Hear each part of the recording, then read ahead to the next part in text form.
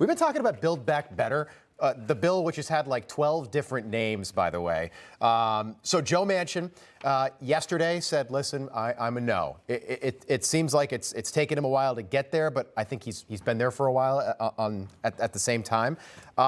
Rick, is it dead forever now? And the reason I ask that is because once we get to 2022, now it's midterm time. People are going to start spending more time in their district, raising money, campaigning. A lot of these very close races might go the other way if you're a yes on Build Back Better in January or February of 22. Yeah, the problem for Joe Manchin in the bill was the number, how high it was, and also some of the programs attached to it. So is it dead forever? No. I think the Democrats will certainly try to bring it up next year. It's part of Biden's legacy. It's one of the few things that the Democrats have to run on run up to the 2022 elections. And if they aren't able to do that, this is going to be a lot of Joe Biden's legacy. And that's why the Democrats are very, difficult. They're trying to figure out how to get something through. But look, the White House, everything that they're doing right now against Joe Manchin is utterly stupid. I mean, they are tackling a guy here who has a very high popular rate in West Virginia. Joe Biden's approval is 32%. Joe Manchin's is 60%. And in a recent poll, 74% of the people in West Virginia said Build Back Better is not good for West Virginia. Right. So Joe Manchin is doing the right thing. He's doing the thing for the people of West Virginia, despite what all the other Democrats are saying about him. Mark, do you agree? Is this bill dead forever? By the way, Donald Trump won West Virginia 2020. He almost got 70% of the vote. He got just over 69% of the vote. So this is a state that is it leans red, and he's a Democrat in a very red conservative state. Well, it's not dead forever on two levels. First of all, Senator Schumer put out a letter this morning saying he's going to make Senator Manchin vote on some version of the bill. So Democrats in the Senate are going to struggle to find a version. Now, do you believe that? You believe there's going to be a vote?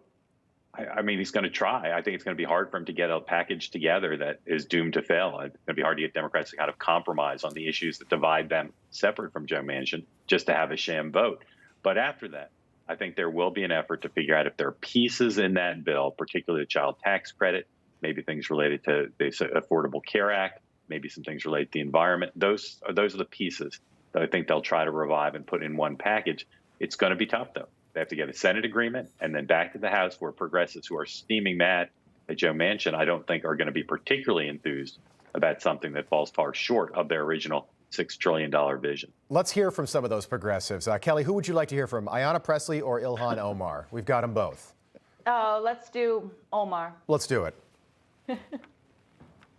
I mean, we all knew that Senator Manchin couldn't be trusted. The excuses that he just made, I think, are complete. It is really disheartening to hear him say that he has been trying to get there for the people of West Virginia, because that's a complete lie. Just lovely language on a Sunday morning with the kids in the room, 6 days from Christmas. They felt they had to bleed bull hockey? Yeah, exactly.